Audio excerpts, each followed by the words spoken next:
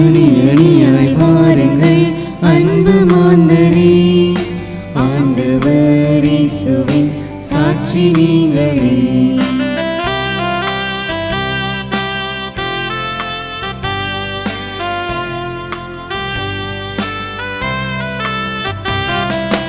அன்பு பணியாலே உலகை வெல்லுங்கள், இன்பம் துன்பம் எதையும் தாங்கிடுங்கள். அன்பு பணியாலே உலகை வெல்லுங்கள், இன்பம் துன்பம் எதையும் தாங்கிடுங்கள். எளியவர் வாழ்வில் துணை நின்று இயேசுவின் சாட்சியாய் நிலைத்திடுங்கள். எளியவர் வாழ்வில் துணை நின்று இயேசுவின் சாட்சியாய் நிலைத்திடுங்கள். அணி அணியாய் வாருங்கள் அன்பு மாந்தரே, ஆண்டவர் இயேசுவின் சாட்சி நீங்களே.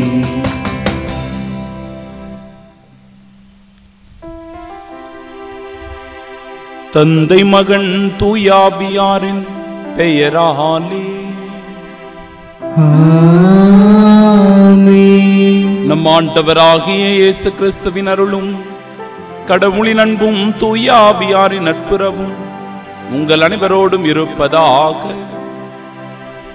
உம் ஆன்மாவோடும் இருப்பதாக. ஆண்டவரே, நீர் நீதி உள்ளவர், உமது தீர்ப்பு நேர்மையானது. உமது இரக்கத்திற்கு ஏற்ப உம் ஊழியனை நடத்தியருளும். அன்பு சகோதர சகோதரிகளே, தூய மறை நிகழ்வுகளை கொண்டாட நாம் தகுதி பெறும் பொருட்டு நம் பாவங்களை ஏற்றுக்கொள்வோம்.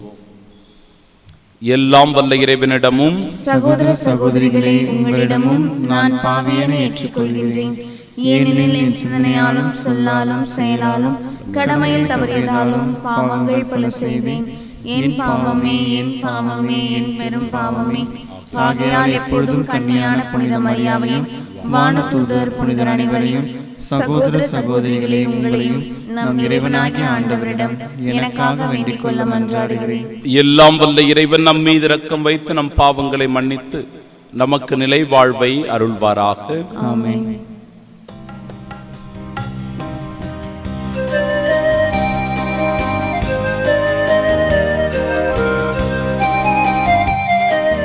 ஆண்டவரே இரக்கமாயிரும், ஆண்டவரே இரக்கமாயிரும். கிறிஸ்துவே இரக்கமாயிரும், கிறிஸ்துவே இரக்கமாயிரும். ஆண்டவரே இரக்கமாயிரும், ஆண்டவரே இரக்கமாயிரும்.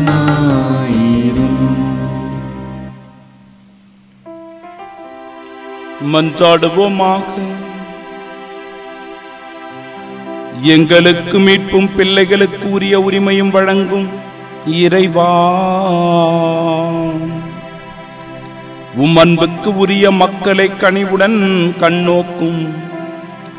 அதனால் கிறிஸ்துவில் நம்பிக்கை கொண்டுள்ள உம் மக்களுக்கு உண்மையான விடுதலையையும் நிலையான உரிமை பேற்றையும் அளிப்பீராக. உம்மோடு தூய ஆவியாரின் ஒன்றிப்பில் இறைவனாய் என்றென்றும் வாழ்ந்து ஆட்சி செய்கின்ற அவர் வழியாக உம்மை மன்றாடுகின்றோம்.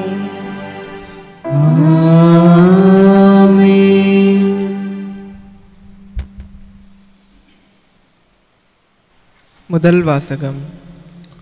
நீங்கள் வலுவற்ற மனசான்றை காயப்படுத்தி சகோதரர் சகோதரிகளுக்கு எதிராக பாவம் செய்தால் அது கிறிஸ்துவுக்கே எதிரான பாவமாகும். திருத்தூதர் பவுல் கொரிந்தியருக்கு எழுதிய முதல் திருமுகத்திலிருந்து வாசகம். அதிகாரம் 8, இறைவசனங்கள் 1 முதல் 7 மற்றும் 11 முதல் 13 முடிய. சகோதர சகோதரிகளே, நம் அனைவருக்கும் அறிவு உண்டு, இது நமக்கு தெரிந்தது. இவ்வறிவு இருமாப்படைய செய்யும். ஆனால் அன்பு உறவை வளர்க்கும். தமக்கு ஏதோ அறிவு இருக்கிறது என்று நினைக்கிறவர் அறிய வேண்டிய முறையில் எதையும் அறிந்து கொள்ளவில்லை. கடவுளிடம் அன்பு செலுத்துகிறவரை கடவுள் அறிவார். இப்போது சிலைகளுக்கு படைக்கப்பட்டவற்றை உண்பதை குறித்து பார்ப்போம். இவ்வுலகில் சிலை என்பது ஒன்றுமே இல்லை. கடவுள் ஒருவரன்றி வேறு தெய்வங்கள் இல்லை என்று நமக்கு தெரியும். விண்ணிலும் மண்ணிலும் தெய்வங்கள் என்று சொல்லப்படுபவை பல இருக்கலாம். தெய்வங்கள் பலவும் ஆண்டவர்கள் பலரும் உளர். ஆனால் நமக்கு கடவுள் ஒருவரே. அவரே நம் தந்தை. அவரிடமிருந்தே அனைத்தும் வருகின்றன. அவருக்காக நாம் இருக்கின்றோம். அவ்வாறே நமக்கு ஆண்டவரும் ஒருவரே. அவரே இயேசு கிறிஸ்து. அவர் வழியாகவே அனைத்தும் வருகின்றன. அவர் மூலமாகவே நாம் வாழ்கிறோம். ஆனால் இவ்வறிவு எல்லோரிடமும் இல்லை. இதுவரை சிலைகளை வழிபட்டு பழக்கப்பட்ட சிலர் அவற்றிற்கு படைக்கப்பட்டவற்றை படையல் பொருள் என எண்ணி உண்கிறார்கள். அவர்களின் மனசான்று வலுவற்றதாயிருப்பதால் அது கரைப்படுகிறது. இவ்வாறு இந்த அறிவு வலுவற்றவரின் அழிவுக்கு காரணமாகிறது. அவர் சகோதர சகோதரிகளுள் ஒருவர் அல்லவா? அவருக்காகவும் கிறிஸ்து இறந்தார் அல்லவா? இவ்வாறு நீங்கள் வலுவற்ற மனசான்றை காயப்படுத்தி சகோதர சகோதரர்களுக்கு எதிராக பாவம் செய்தால் அது கிறிஸ்துவுக்கே எதிரான பாவமாகும். ஆகையால் என் சகோதர சகோதரிகளுள் ஒருவருக்கு நான் உண்ணும் உணவு ஒரு தடைக்கல்லாக இருக்குமானால் இறைச்சியை நான் ஒரு நாளும் உண்ண மாட்டேன். அவர் பாவத்தில் விழ நான் காரணமாய் இருக்க மாட்டேன். ஆண்டவரின் அருள்வாக்கு.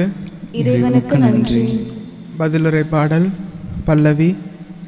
ஆண்டவரே, என்றும் உள்ள வழியில் என்னை நடத்தியருளும். ஆண்டவரே, என்றும் உள்ள வழியில் என்னை நடத்தியருளும். ஆண்டவரே, நீர் என்னை ஆய்ந்து அறிந்திருக்கின்றீர். நான் அமர்வதையும் எழுவதையும் நீர் அறிந்திருக்கின்றீர். என் நினைவுகளை எல்லாம் தொலையிலிருந்தே உய்த்துணர்கின்றீர். நான் நடப்பதையும் படுப்பதையும் நீர் அறிந்துள்ளீர். என் வழிகள் எல்லாம் உமக்கு தெரிந்தவையே. பல்லவி. ஆண்டவரே, என்றும் உள்ள வழியில் என்னை நடத்தியருளும். என் உள்ளுறுப்புகளை உண்டாக்கியவர் நீரே. என் தாயின் கருவில் எனக்கு உரு தந்தவர் நீரே. அஞ்சத்தகு வியத்தகு முறையில் நீர் என்னை படைத்ததால் நான் உமக்கு நன்றி நவில்கின்றேன். செயல்கள் வியக்கத்தக்கவை என்பதை என் மனம் முற்றிலும் அறியும். பல்லவி. ஆண்டவரே, என்றும் உள்ள வழியில் என்னை நடத்தியருளும். இறைவா, நீர் என் உள்ளத்தை ஆய்ந்து அறியும். என் எண்ணங்களையும் அறியுமாறு என்னை சோதித்து பாரும். உம்மை வருத்தும் வழியில் நான் செல்கின்றேனோ என்று பாரும். என்றும் உள்ள வழியில் என்னை நடத்தியருளும். பல்லவி. ஆண்டவரே, என்றும் உள்ள வழியில் என்னை நடத்தியருளும்.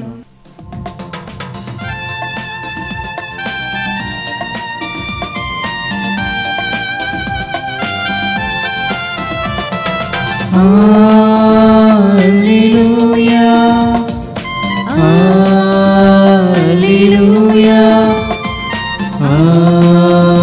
Alleluia, Alleluia, Alleluia, Alleluia, Alleluia, Alleluia, Alleluia, Alleluia, Alleluia, Alleluia. நாம் ஒருவர் மற்றவரிடம் அன்பு கொண்டுள்ளோம் என்றால் கடவுள் நம்மோடு இணைந்திருப்பார். அவரது அன்பு நம்மிடம் நிறைவு பெறும். Alleluia, Alleluia, Alleluia, Alleluia. ஆண்டவர் உங்களோடு இருப்பாராக. ஆன்மாவோடும் இருப்பாராக. தூய லூக்கா எழுதிய பரிசுத்த நற்செய்தியிலிருந்து வாசகம். ஆண்டவரே, மாற்றி உமக்கே. அதிகாரம் 6 இறைவார்த்தைகள் 27 முதல் 38 முடிய. அக்காலத்தில் இயேசு தம் சீடரை நோக்கி கூறியது: நான் சொல்வதை கேட்டுக் கொண்டிருக்கும் உங்களுக்கு கூறுகிறேன், உங்கள் பகைவரிடம் அன்பு கூறுங்கள், உங்களை வெறுப்போருக்கு நன்மை செய்யுங்கள், உங்களை சபிப்போருக்கு ஆசி கூறுங்கள், உங்களை இகழ்ந்து பேசுவோருக்காக இறைவனிடம் வேண்டுங்கள். உங்களை ஒரு கன்னத்தில் அறைபவனுக்கு மறு கன்னத்தையும் திருப்பி காட்டுங்கள். உங்கள் மேலுடைய எடுத்துக்கொள்பவர் உங்கள் அங்கியையும் எடுத்துக்கொள்ள பார்த்தால் அவரை தடுக்காதீர்கள். உங்களிடம் கேட்கும் எவருக்கும் கொடுங்கள். உங்களுடைய பொருள்களை எடுத்துக்கொள்வோரிடமிருந்து அவற்றை திருப்பி கேட்காதீர்கள். பிறர் உங்களுக்கு என்ன செய்ய வேண்டும் என்று விரும்புகிறீர்களோ அதையே நீங்களும் அவர்களுக்கு செய்யுங்கள். உங்களிடம் அன்பு செலுத்துவோரிடமே நீங்கள் அன்பு செலுத்தினால் உங்களுக்கு வரும் நன்மை என்ன? பாவிகளும் தங்களிடம் அன்பு செலுத்துவோரிடம் அன்பு செலுத்துகிறார்களே. உங்களுக்கு நன்மை செய்பவர்களுக்கே நீங்கள் நன்மை செய்தால் உங்களுக்கு வரும் நன்மை என்ன? பாவிகளும் அவ்வாறு செய்கிறார்களே. திரும்ப பெற்றுக் கொள்ளலாம் என எதிர்பார்த்து நீங்கள் கடன் கொடுத்தால் உங்களுக்கு வரும் நன்மை என்ன? ஏனெனில் முழுவதையும் திரும்ப பெற்றுக் கொள்ளலாம் என்னும் நோக்குடன் பாவிகளும் பாவிகளுக்கு கடன் கொடுக்கிறார்களே. நீங்கள் உங்கள் பகைவரிடமும் அன்பு செலுத்துங்கள், அவர்களுக்கு நன்மை செய்யுங்கள், திரும்ப கிடைக்கும் என எதிர்பார்க்காமல் கடன் கொடுங்கள். அப்போது உங்கள் கைமாறு மிகுதியாயிருக்கும். நீங்கள் உன்னத கடவுளின் மக்களாயிருப்பீர்கள். ஏனெனில் அவர் நன்றி கெட்டோருக்கும் பொல்லாதோருக்கும் நன்மை செய்கிறார். உங்கள் தந்தை இரக்கமுள்ளவராய் இருப்பது போல நீங்களும் இரக்கமுள்ளவராய் இருங்கள். பிறர் குற்றவாளிகள் என தீர்ப்பளிக்காதீர்கள், அப்போதுதான் நீங்களும் தீர்ப்புக்கு உள்ளாக மாட்டீர்கள். மற்றவர்களை கண்டனம் செய்யாதீர்கள், அப்போதுதான் நீங்களும் கண்டனத்திற்கு ஆளாக மாட்டீர்கள். மன்னியுங்கள், மன்னிப்பு பெறுவீர்கள். கொடுங்கள், உங்களுக்கு கொடுக்கப்படும். அமுக்கி குலுக்கி சரிந்து விழும்படி நன்றாய் அளந்து உங்கள் மடியில் போடுவார்கள். நீங்கள் எந்த அளவையால் அளக்கிறீர்களோ அதே அளவையால் உங்களுக்கும் அளக்கப்படும்.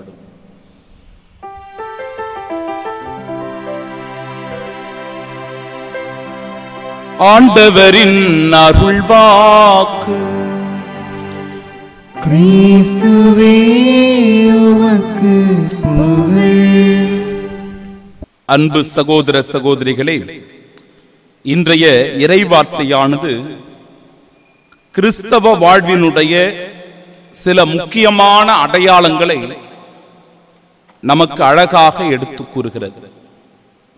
மிக மிக முக்கியமான அடையாளங்கள். இந்த அடையாளங்களை நம்முடைய வாழ்வாக மாற்றும் போதுதான் அன்பிற்குரியவர்களே நாம் கிறிஸ்தவர்கள் என்றே அழைக்கப்படுவதில் பெருமை கொள்ள வேண்டும். அப்படி இல்லை என்றால் சாதாரண மற்ற மக்களைப் போல நம்முடைய வாழ்க்கையும் பத்தோடு ஒன்றாக அத்தோடு ஒன்றாக போய்கொண்டே இருக்கும். வாழ்விலே எந்த மாற்றமும் இருக்காது. இந்த சமூகத்தில் கிறிஸ்தவர்கள் என்கிற பெயரில் நாம் எந்த தாக்கத்தையும் ஏற்படுத்த முடியாது.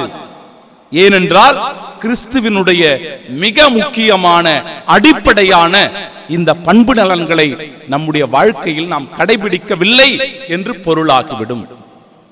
சரி, இந்த உண்மையான அடிப்படையான பண்புகளை நாம் கடைபிடிப்பதன் வழியாக நம்முடைய வாழ்வு எப்பேற்பட்டதாக மாறுகிறது என்றால் மிகச்சிறந்த முன்னுதாரணமான வாழ்வாக நம்முடைய வாழ்வு மாறுகிறது. அர்த்தமுள்ள வாழ்வாக அது மாறுகிறது. பிறருக்கு பயன் தரக்கூடியதாக மாறுகிறது. ஆண்டவருடைய பேரில் நாம் மிகவும் மகிழ்ச்சி உறுகிறவர்களாக இருக்கின்றோம். இறைவன் இன்றைய முதல் வாசகத்தில் தெளிவான ஒரு வார்த்தையை அழகாய் குறிப்பிட்டு சொல்லுகிறார். கடவுளிடம் அன்பு செலுத்துகிறவரை கடவுள் அறிவார்.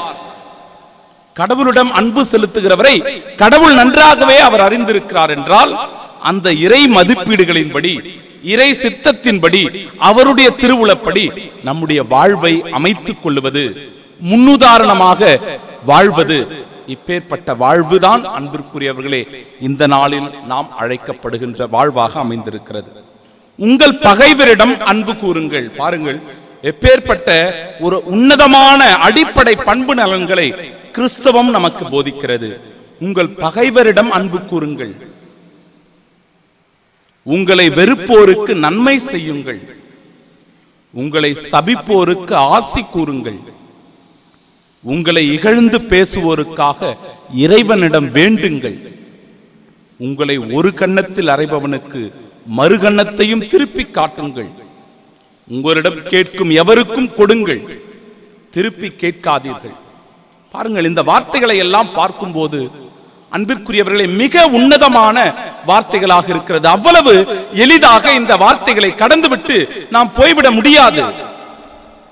இவை அனைத்தும் மிக மிக முக்கியமான வாழ்வின் படிப்பினைகளாக அமைந்திருக்கிறது. அதிலும் குறிப்பாக கிறிஸ்தவ வாழ்வின் படிப்பினையாக இருக்கிறது. உங்கள் பகைவரிடம் அன்பு கூறுங்கள். ஏதோ வெறும் வார்த்தையால் சொல்லப்பட்ட வார்த்தைகள் அல்ல இவை. கிறிஸ்து என்கிற மெசியா, நம் வாழ்வின் மீட்பர், அதை தன் வாழ்வில் வாழ்ந்து காட்டியவராய் இருக்கிறார். தன் பகைவரையும் அன்பு செய்தார். கொலை செய்தவர்களையும் சித்திரவதை செய்தவர்களையும் கொடுமையாக தண்டித்தவர்களையும் அன்பிற்குரியவர்களே கொலைகளத்திலே ஏற்றி அவரை கொலை செய்தவர்களையும் தந்தையே இவர்களை மன்னியும் என்று சொல்லி அந்த பகைவர்களையும் அன்பு செய்த தெய்வம் நம் ஆண்டவர் இயேசு கிறிஸ்து. உங்களை வெறுப்போருக்கு நன்மை செய்யுங்கள் என்று சொல்லுகிற போது அப்பேற்பட்ட மக்களுக்கு அவர் பல்வேறு நன்மைகளை செய்த இறைமகனாக இருக்கிறார். சபிப்போருக்கு ஆசி கூறுங்கள். இறைவன் தன்னுடைய வாழ்வில் அதை செய்து காட்டினார். பரிசேயர்களும் சதிசேயர்களும் ஆண்டவர் இயேசு கிறிஸ்துவை எப்படி ஒழித்து விடலாம் என்று கங்கணம் கட்டி கொண்டிருந்தார்கள்.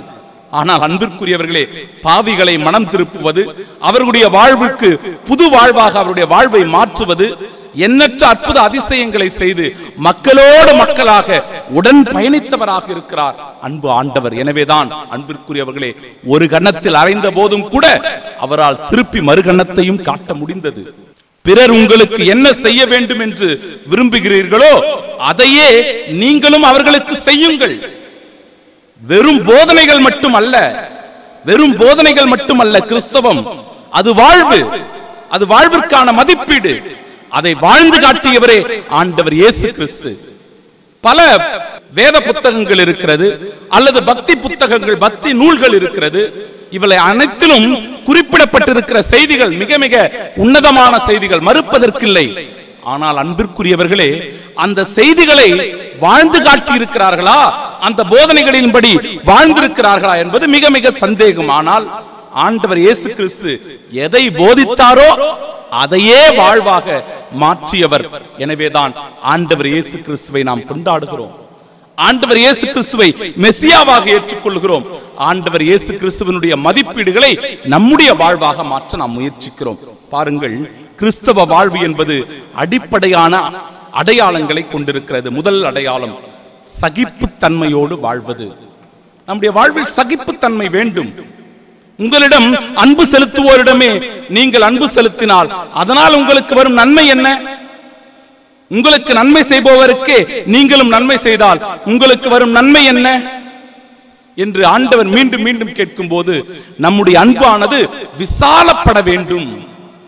ஒரு குறிப்பிட்ட வட்டத்திற்குள் முடிந்து விடுவதல்ல, இந்த அன்பினுடைய எல்லைகள் விரிவாக்கப்பட வேண்டும். உலகம் முழுவதும் அன்பிற்குரியவர்களே, கிறிஸ்தவத்தால், கிறிஸ்தவ அன்பினால், கிறிஸ்தவ இரக்கத்தினால் நிரப்பப்பட வேண்டும். அதுதான் இறைவன் தருகிற ஆசீர்வாதம், அதுதான் இறைவனுடைய அருள் என்பதை நன்றாக நாம் உணர்ந்து கொள்ள வேண்டும். அன்பிற்குரியவர்களே, கிறிஸ்தவர்கள் தனித்துவமானவர்களாக இருக்க வேண்டும். எல்லாரிலும் ஒரு படி உயர்ந்திருக்க வேண்டும். அவர்களுடைய வாழ்வு அதற்கு முன்னுதாரணமாக அமைந்திருக்க வேண்டும். இதற்கு அன்பிற்குரியவர்கள் இன்றைய நற்செய்தியில் 3 அழகான பண்புகளை குறிப்பிடுகிறார். ஒன்று, அன்பு செய்வது. எல்லாரையும் நாம் அன்பு செய்ய பழகிக் கொள்ள வேண்டும். இரண்டாவது, இரக்கம் கொள்ளுவது. பிறர் மீது நாம் இரக்கம் கொள்ள வேண்டும். இரக்கமுடையவர்களாக வாழுங்கள். காரணம், நம்முடைய தந்தை, நம்முடைய தேவன், நம்முடைய இறைவன் நம்மீது இரக்கம் கொண்டிருக்கிறார். நாம் பாவிகளாக இருந்த போதும் கூட நமக்காக தம் உயிரை கொடுத்திருக்கிறார் என்றால் அந்த இறைவன் நம் மீது கொண்டிருக்கிற இரக்கம், அந்த இறை இரக்கம் நம்முடைய வாழ்வில் பிரதிபலிக்க வேண்டும். அதை நாமும் நம் உடன் வாழ்கிற பிற சகோதர சகோதரிடத்தில் இரக்கத்தோடு நடந்து கொள்ள வேண்டும் என்பதையே எடுத்து காட்டுகிறது. மூன்றாவது பண்பு நலன், அன்பிற்குரியவர்களே, மன்னிக்கிற இதயமாக நம்முடைய இதயம் இருக்க வேண்டும். இந்த உலகம் பல நிலைகளில் தவறானதாக இருக்கிறது. ஒருவர் மற்றவருக்கிடையே முரண்பாடுகள் இருக்கிறது, சண்டை சச்சரவுகள் இருக்கிறது, போராட்டங்கள் இருக்கிறது, ஏன் குடும்பங்களிலேயே பல குளறுபடிகள் இருக்கிறது. புரிந்து கொள்ளாத தன்மைகள், சந்தேக புத்திகள், சண்டை சச்சரவுகள், இவைகள் அனைத்திற்கும் மத்தியில் அன்பிற்குரியவர்களே மன்னிக்கும் இதயம் கொண்டவர்களாக நாம் வாழ வேண்டும் என்பதுதான் ஆண்டவருடைய அழைப்பாக இந்த நாளில் அமைந்திருக்கிறது. ஒரு எஜமான் ஒருவர் ஒரு பூனை ஒன்றை வளர்க்கிறார். அந்த பூனையை வளர்ப்பதில் இவருக்கு மிகுந்த மகிழ்ச்சி. ஒரு முறை அந்த பூனை ஒரு எலி ஒன்றை கவ்விக்கொண்டு வருகிறது. இந்த முதலாளிக்கு, இந்த எஜமானருக்கு மிகுந்த மகிழ்ச்சி உண்டாகிறது. இந்த எலி ஒன்று வீட்டிலே தொந்தரவு செய்து கொண்டிருந்தது. இந்த எலியை என்னுடைய பூனை கவ்விக்கொண்டு வந்து விட்டதே என்று நினைத்த இந்த எஜமானர் மிகுந்த மகிழ்ச்சி அடைகிறார். நாட்கள் கடந்து போகிறது. ஒரு நாள் இந்த எஜமான் ஆசையோடு கிளி ஒன்றை வளர்த்து வருகிறார். அந்த கிளியை இந்த பூனை கவ்விக்கொண்டு வருகிறது. மிகுந்த வருத்தம், மிகுந்த சோகப்பட்டு போகிறார். ஐயோ, நான் பார்த்து பார்த்து ஆசையோடு வளர்த்த கிளியை இந்த பூனை இவ்வாறு கவி கொன்று விட்டதே என்று மிகுந்த துயரப்படுகிறார். அவ்வாறே நாட்களும் கடந்து போய் கொண்டே இருக்கிறது. அந்த பூனை ஒரு முறை ஒரு குருவி ஒன்றை கவி கொண்டு வருகிறது. இது எந்த விதமான பாதிப்பையும் அவருக்குள் ஏற்படுத்தவில்லை. காரணம், அது அவருடையதும் அல்ல, அவர் எவற்றின் மீது வெறுப்பு கொள்ளவும் இல்லை. ஏதோ ஒன்றை கொண்டு வருகிறதே என்று அமைதியாக அவர் இருந்து விட்டாராம். அப்பொழுது இவருடைய வாழ்வில் ஒன்றை அவர் பழகிக் கொள்ளுகிறார். என்ன பழகிக் கொள்ளுகிறார் என்றால், அனைத்தையும் வாழ பழகிக் கொள்ள வேண்டும், கற்றுக்கொள்ள வேண்டும். வாழ்வில் இன்ப துன்பங்கள் வரும். பூனையினுடைய இயல்பு என்பது எதையாவது கவ்விக்கொண்டுதான் வருவது. கிளியை கவ்விக்கொண்டு வரும்போது நான் எவ்வாறு துயரப்பட்டேன், வருத்தப்பட்டேன். ஆனால் அதே எலியை அது கவ்விக்கொண்டு வரும்போது என்னுடைய உள்ளம் மகிழ்ச்சி அடைந்தது. இரண்டிற்கும் வித்தியாசம் இருக்கிறது. பூனையினுடைய இயல்பு என்னவோ ஒன்றுதான், கவ்விக்கொண்டு வருவதுதான் அதனுடைய இயல்பு. ஆனால் மனிதனாகிய நான், அன்பிற்குரியவர்களே, வாழ பழகிக் கொள்ள வேண்டும். அனைத்தையும் ஏற்றுக்கொள்வதற்கு, அனைத்தையும் சகித்து வாழ்வதற்கு பழகிக் கொள்ள வேண்டும். அப்படிப்பட்ட சகிப்பு தன்மை உள்ள வாழ்வுதான் கிறிஸ்தவ வாழ்வு. கிறிஸ்தவ வாழ்வு. உங்கள் பகைவரிடமும் அன்பு கூறுங்கள், உங்களை வெறுப்போருக்கு நன்மை செய்யுங்கள், உங்களை சபிப்போருக்கு ஆசி கூறுங்கள், உங்களை இகழ்ந்து பேசுவோருக்காக இறைவனிடம் வேண்டுங்கள். காரணம், இறைவார்த்தை சொல்லுகிறது, நமக்கு கடவுள் ஒருவரே, அவரே நம் தந்தை, அவரிடமிருந்தே அனைத்தும் வருகின்றன, அவருக்காகவே நாம் இருக்கின்றோம் என்று இறைவார்த்தை சான்று பகர்கிறது. இறைவனுக்காக வாழ்கிறோம். இறைவனுடைய மதிப்பீடுகளை வாழ்வின் மதிப்பீடுகளாக உணர்ந்து கொண்டு அர்த்தமுள்ள வாழ்வு வாழ்ந்து நம் ஆண்டவர் இயேசு கிறிஸ்துவுக்கு சான்று பகர்வோம். ஆமென்.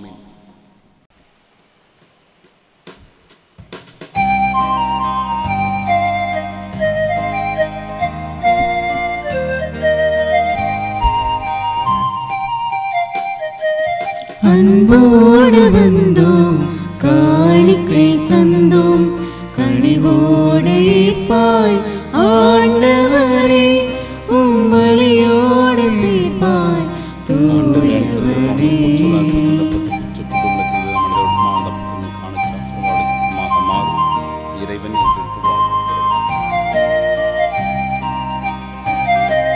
பொன்னான வாழ்வை புடமிட்டு வைத்தோம், பூவாக மனமேச வைத்தோம்.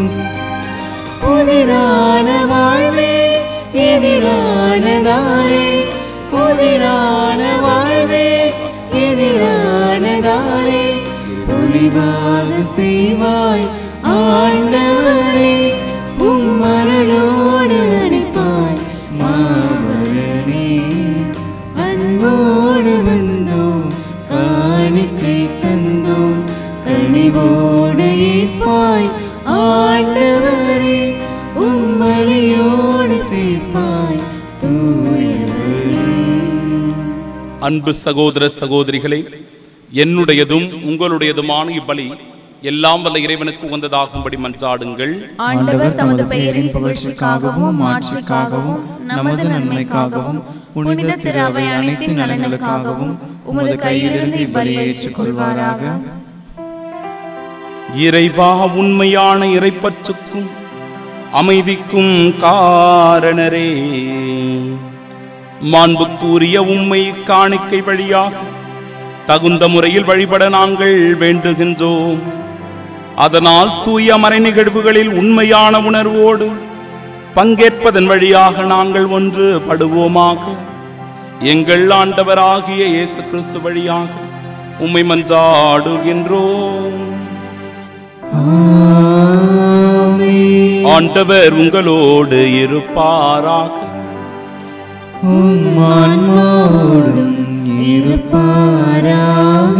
இதயங்களை மேலே எழுப்புங்கள்.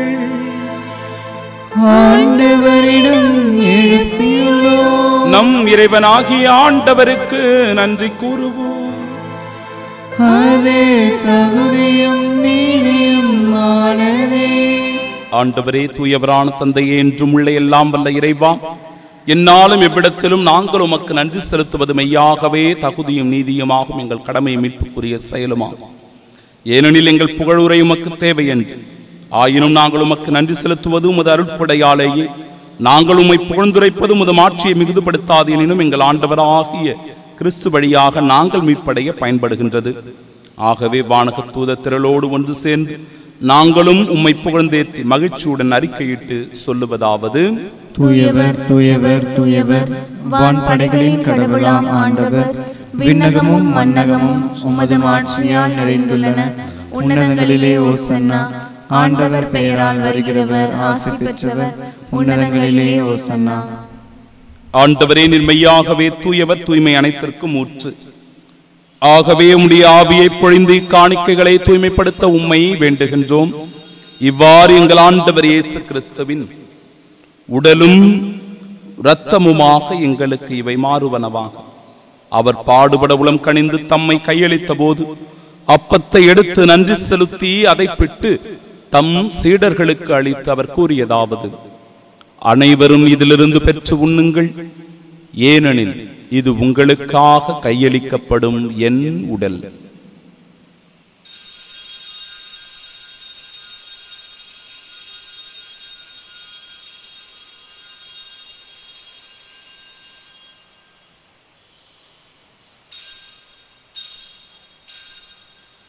அவ்வண்ணமே இரவு விருந்தை அருந்திய பின் கிண்ணத்தையும் எடுத்து மீண்டும் உமக்கு நன்றி கூறி தம் சீடர்களுக்கு அளித்து அவர் கூறியதாவது: அனைவரும் இதிலிருந்து பெற்று பருகுங்கள், ஏனெனில் இது புதிய நிலையான உடன்படிக்கைக்கு உரிய என் இரத்தத்தின் கிண்ணம்.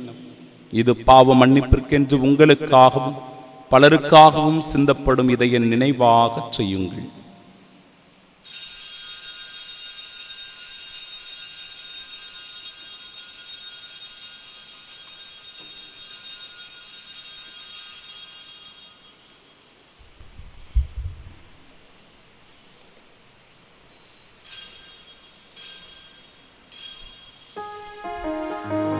நம்பிக்கையின் மறைபொருள். ஆண்டவரே, நீர் வருமளவும் உமது இறப்பினை அறிக்கையிடுகின்றோம்.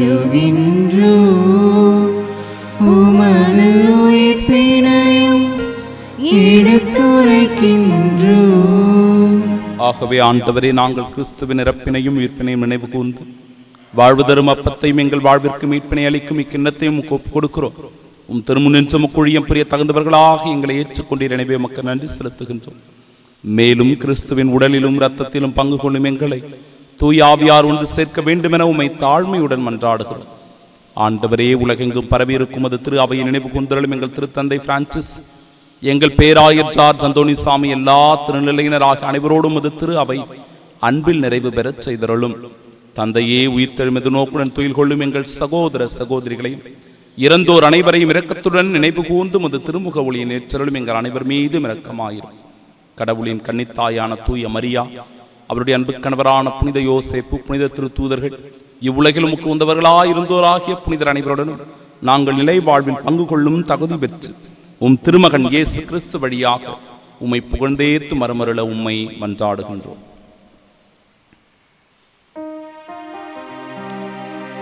இவர் வழியாக இவரோடு இவரே எல்லாம் வல்ல இறைவனாகிய தந்தையே, தூயாவியாரின் ஒன்றிப்பில் எல்லா புகழும் ஆட்சியும் என்றென்றும் உமக்கு உரியதே. ஆமென், ஆமென், ஆமென். மீட்பரின் கட்டளையால் கற்பிக்கப்பட்டு இறைப்படிப்பினையால் பயிற்சி பெற்ற நாம் துணிவோடு இணைந்து செபிப்போமாக. விண்ணுலகில் இருக்கிற எங்கள் தந்தையே, உமது பெயர் தூயதென போற்றப் பெறுக. உமது ஆட்சி வருக. உமது திருவுள்ளம் விண்ணுலகில் நிறைவேறுவது போல மண்ணுலகிலும் நிறைவேறுக. எங்கள் அன்றாட உணவை இன்று எங்களுக்கு தாரும். எங்களுக்கு எதிராக குற்றம் செய்வோரை நாங்கள் மன்னிப்பது போல எங்கள் குற்றங்களை மன்னியும். எங்களை சோதனைக்கு உட்படுத்தாதேயும், தீமையிலிருந்து எங்களை விடுவித்தருளும். ஆண்டவரே, தீமை அனைத்திலும் இருந்தும் எங்களை விடுவித்து எங்கள் வாழ்நாளில் அமைதியை கனிவுடன் அருளும் மன்றாடுகிறோம். இரக்கத்தின் உதவியால் நாங்கள் பாவத்திலிருந்து எப்பொழுதும் விடுதலை பெற்று யாதொரு கலக்கமுமின்றி நலமோடு வாழ்வோமாக. நாங்கள் எதிர்நோக்கியிருக்கும் பேரின்பத்திற்காகவும் எம் மீட்பராகிய இயேசு கிறிஸ்துவின் வருகைக்காகவும் காத்திருக்கின்றோம். ஏனெனில் ஆட்சியும் வல்லமையும் மாட்சியும் என்றென்றும் உமதே.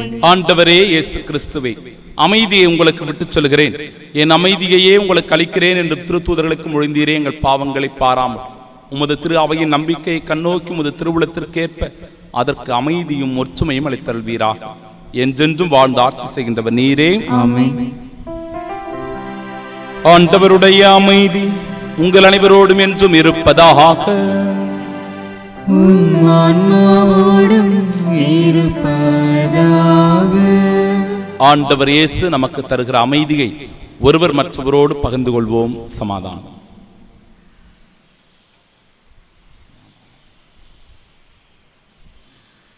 உலகின் பாவங்களை போக்கும் இறைவனின் செம்மறியே, எங்கள் மேல் இரக்கமாயிரும்.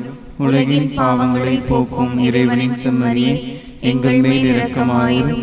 உலகின் பாவங்களை போக்கும் இறைவனின் செம்மறியே, எங்களுக்கு அமைதி அளித்தருளும். இதோ இறைவனின் செம்மறி, இதோ உலகின் பாவங்களை போக்குபவர். செம்மறியின் விருந்திற்கு அழைக்கப்பெற்ற நாம் பேறு பெற்றோர். ஆண்டவரே, நீர் நிலத்தில் எழுந்தருள நான் தகுதியற்றவன். ஆனால் ஒரு வார்த்தை மட்டும் சொல்லி அருளும், எனது ஆன்மா நலமடையும். கிறிஸ்துவின் திருவுடலும் இரத்தமும் நம்மை காத்து நிலை வாழ்வை நமக்கு அருள்வதாக. ஆமென்.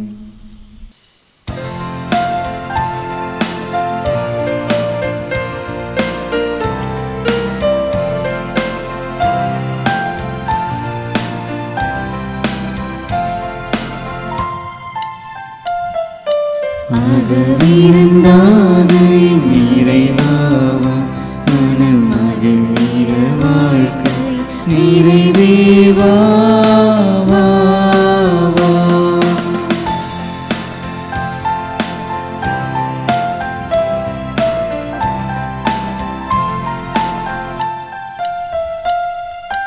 ஆறுதல் அளித்திடும் அருள் மொழியே, திரு ஆகமம் முழங்கிடும் உயிர் மொழியே. உடலோடு உலகோ நடுவிழுந்தாய், உடலோடு உலகோ நடுவிழுந்தாய். உன்னுடலினை ஆற வைத்தாய்.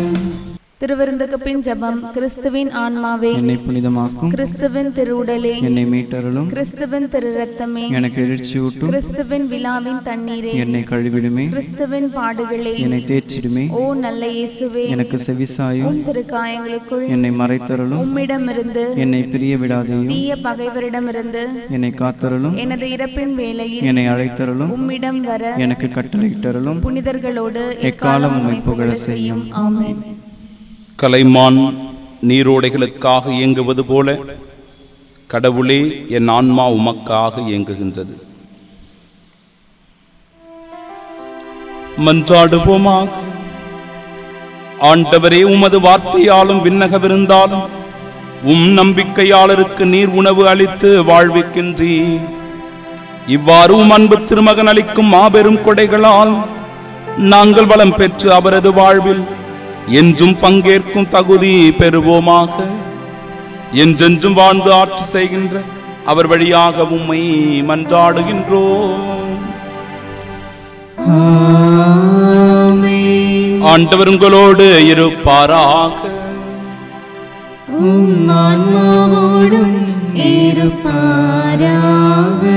எல்லாம் வல்ல இறைவன் தந்தை மகன் தூயாவியார் நம் அனைவரையும் ஆசீர்வதிப்பாராக.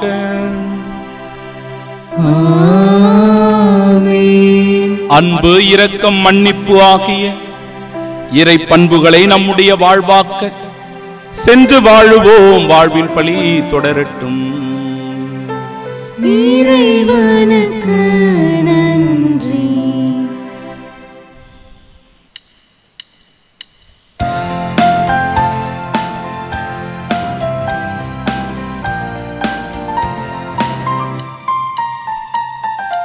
இயேசுவின் நாமம் இனிதான நாமம், இணையில்லா நாமம், இன்ப நாமம்.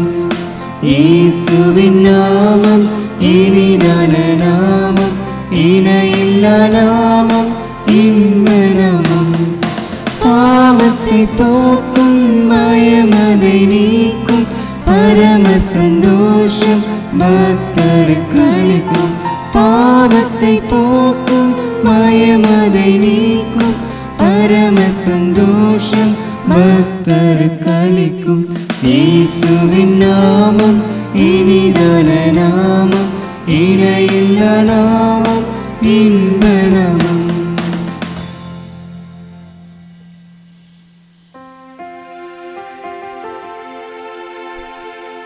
நித்திய ஸ்துதிக்குரிய பரிசுத்த நற்கருணைக்கு பக்தியாய் ஆராதனை எத்திசையும் புரிவோம்.